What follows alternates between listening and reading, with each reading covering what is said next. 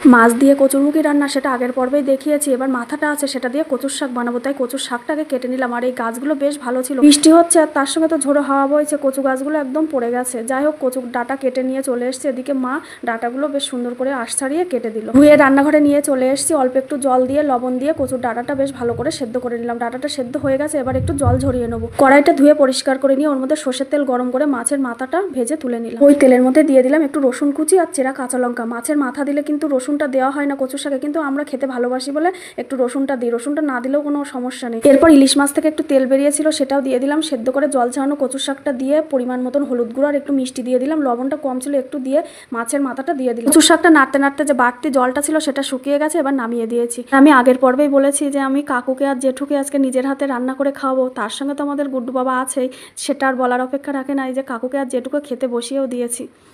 ওদের একটু রান্না ভালো হয়েছে? ও কাকা, ভালো লাগছে? খুব সুন্দর লাগছে। আর মাছ? মাছও খুব সুন্দর আছে। না, মাছ ভালো।